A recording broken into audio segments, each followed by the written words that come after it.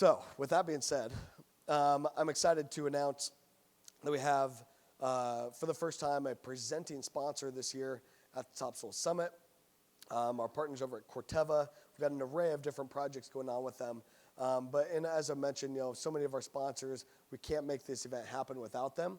But for the first time, we've got a presenting sponsor here in Corteva. Going to share a little bit about some of their strategy and whatnot, some of the things that they've got going, and just kind of how they are going about development and stuff as well. I think it's important for all of us on the farm to understand. Then we're going to have some lunch after that. But Dan, appreciate you guys' support, and looking forward to the message. All right. Thank you, Mitchell. Yeah. Okay, great. I understand my position between here and lunch, so we're going to try to make this entertaining. The title for my talk is Right Biological Product, Right Acre. Now, around your necks, you have a Nexta lanyard, and unless you're really steeped in your agricultural company knowledge, that name might be new to some of you, okay? And that brand or that name was just hit the market last September. And so what Nexta is, Corteva as a company made a major investment to be a player in biologicals. It's about a $600 million business for us globally, but here in the United States, we're just getting started. And so Nexta is the exclusive brand that we sell through our Pioneer seed network of agencies and representatives, all right? So when you see Nexta, think Pioneer, and that is the exclusive name for our biological product lineup. This is a little bit about me. Now I realize that I'm only 20 minutes from Iowa City here, but I am a Badger, okay? And however, I'm going to hedge this a little bit because I've been in Iowa for most of the last 15 years, and I now have 3 children that graduated from Iowa and one that's a sophomore, just completed her sophomore year at Iowa State. So I feel a little bit of a torn allegiance here, but I am a Badger by roots. And I used to make the joke that all of the Wisconsin stereotypes apply to me. I grew up on a small dairy farm. I love cheese. I love the Packers. And I used to like Aaron Rodgers, okay? Not anymore. But I feel blessed to have strung together 31 years of a career in agriculture. I didn't have an opportunity to go back to my family farm. It still exists today. But this is the next best thing. And I think I've worked for a lot of great companies.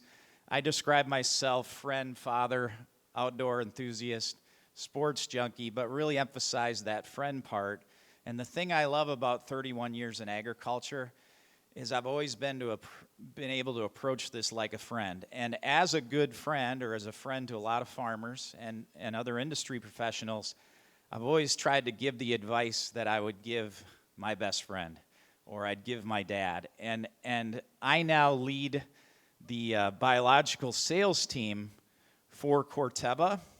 And one of the visions we have for this space is we just really want to bring it mainstream. We want to get it backed by science. I think it connects really, really well with some of the mission that we heard from Mitchell around continuumag.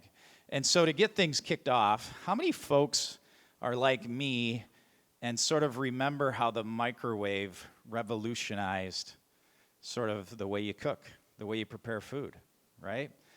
All right, so if you were a part of that journey, this is where it started. So this is an actual advertisement from 1968 for the Amana radar range microwave. And hey, they didn't overpromise here at all, right? It's only the greatest cooking discovery since fire. And then we featured this ad with this golf champion, Julius Boros. He has 4 children. They're all gathered around the radar range, and they're cooking Thanksgiving dinner, right? So that's how this product was launched in 1968. Now, was that pretty bold? How many people prepared last Thanksgiving dinner with your microwave? No, none of us, right? But if you're like me, maybe this didn't live up to those bold claims, but the microwave has certainly become a very, very useful and necessary tool in everyday life, right? So, any guesses on what the top 3 uses for a microwave are today? Now, it's not cooking Thanksgiving dinner, all right? But any guesses? Popcorn? Yeah, that's, if we're playing Family Feud, that's probably the number one answer. Any other guesses? Hot chocolate, coffee, reheating things, right? Any other guesses? Hot dogs. Wow, that's pretty solid. I know I got through college on hot dogs and mac and cheese. So here it is. Here are the three top uses: cooking popcorn, reheating pizza specifically, and thirdly, cooking hot dogs. Okay, so again, not exactly as it intended, but still a very, very useful tool. And this is kind of how I see the integration and overall application of biologicals as we go through time. So one of my, I guess, sort of pet peeves coming into this space is a lot of biological products have been sold kind of like hot sauce, right? Doesn't matter what kind of food it is, just put hot sauce on it and it's going to taste better, okay? Our approach, we want to be a little bit more like barbecue sauce, all right? So if you want to start an argument, get somebody from Kansas City that thinks their barbecue is the best, and then somebody else from Texas, right? And then another person from a place like North Carolina, and just let them argue about whose barbecue is best. And not only do they believe their barbecue is best, I mean, the raw ingredients are basically the same. They're all starting with a cow or pork, right? But what happens after that makes it unique. And so each of them will not only argue about what's unique about their cooking process, et cetera, they'll also argue about the types of barbecue sauce that tend to bring out the best in each of those flavors, all right? And so we want to get to less hot sauce and more barbecue sauce. In other words, how specifically can these products work to consistently deliver the best return on investment, okay? How many people have seen a chart like this as it relates to being introduced to a potential biological product? And, you know, I've worked with a lot of smart farmers over time. Typically what they do when you look at a chart like this is they kind of circle in the middle, which the average across these trials happens to be 8.7 bushels. They kind of circle in the middle, and then they ask me a question. Any guesses on what the question would be? How do I get less of what's on the left, which is sort of this repeatability and consistency of performance, and how do I get more of what's on the right? And right now, today, I told you we just launched Nexta last September. I can't really answer that question. I can't really answer what's driving some of those higher results on the right-hand side versus what's going on the left. But it's a personal crusade for us and our teams to be able to figure this out so that we can deliver the type of data to really drive that repeatability of results and really learn what is the right product for the right acre in this space. And just to bring this home with a quick case study. So one of the trials that we had conducted with one of our products just called Nutritia P, there was a 15-location trial that was conducted. And overall, that trial yielded about 8 bushels better. So overall results, 3.6% increase, about an 8 bushel improvement. So generally speaking, we'd say, hey, that's a positive result, okay? But as I dug into some of the individual results, we would have individual farmers within those 15 locations that actually had a negative result. And the one I've circled here is a 5 bushel disadvantage. So the next question is, okay, what happened? Why was that person's experience different than maybe the overall average of the trial? So these are the actual pictures of the trial. This is I think this is around a 45-acre field, all right? So this grower, we had 3 different treatments. What this grower did is they just set up an untreated strip and then 3 different treatments. Anybody see any challenges so far? Maybe starts to look like a typical trial setup so far. Well, here's the Sergo map for that field. So this is the different soil types that exist within that field.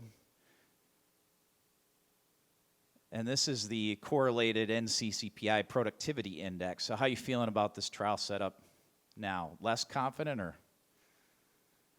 And almost predictably, you probably can't read this, the greatest in the back, but the treated area yielded 200 bushels, which was less than the untreated area. But if you start to overlay those treatment strips or those treatment zones across the productivity areas of the field, we would notice that that blue strip kind of cut right through the heart of the less productive parts of the field. And so as we evaluate biologicals, we've kind of got to take a next generation approach to how we do this, right? And so we know that growers aren't going to be able to pick a perfectly uniform field, although that would be ideal. Because what we're trying to do is we're trying to isolate the variable, in this case, trying a new biological product against all the other natural variability that exists within a field, okay? So the first step is to pick the most uniform fields we can find, but that's not always practical, right? So the approach we're taking, because of some of the digital tools that we have, is we're going to have geospatial data analysis driving how we evaluate these products, right? So again, taking that exact same field, taking the exact same trowel, we're not going to compare the entire strip, but we are going to isolate and compare areas of the field that have the same, soil types, the same productivity, et cetera. Now, this year, since we launched in September, we'll have about 3,000 growers that are using Nexta products for the first time. What we're doing is we're engaging with those 3,000 farmers to put together what I think is going to be the most comprehensive data set ever in this space. And our goal is to gain enough information, knowledge from that data so that we can start to position the right Nexta biological product for the right acre. And if we can do that, and that's the same exact way we've been trying to position Pioneer hybrids for 100 years, if we can do that, we think we can drive more of those repeatable results on the right-hand side of that chart I showed you, and less of the variable results that maybe some of you as innovators in this space have experienced, okay? So overall, we at Corteva, we at Pioneer, the Nexta brand, we feel like we have the critical mass to be really one of the only companies that can pull this type of information together. And if we can do that, we can do that effectively. We think we can accelerate the yield benefits, but most importantly, the repeatability that you can get from our products in this space. And we really have 3 commitments around that. So this is sort of our promise as a major provider in this space. Number 1, our commitment is we're only going to bring products that are supported by science and understanding. Number 2, we're going to back all of these with our extensive field sciences expertise, and we're going to really try to drive that consistency and proven performance with the data that I was talking about. And then the last thing is we're going to be responsible as it relates to regulatory and stewardship principles for all of our products. I'm not going to go into specific products. I have my partner Nate Levan with me. We have a booth right near where you checked in this morning. Basically, we have products that go along for the ride with the planter, with your herbicide applications, and with your fungicide applications. So those are the 3 stages in corn and soybeans that determine yield. We've got products that put you in the best position to take advantage by just going along for the ride during those application windows. So with that, I thank you for hanging with me. I think we even put a couple minutes back into the schedule. So Mitchell, we'll see anybody that's interested. We'd love to have a conversation with you out at our booth, but I appreciate the opportunity on behalf of Corteva to be partnered with Continuum Ag.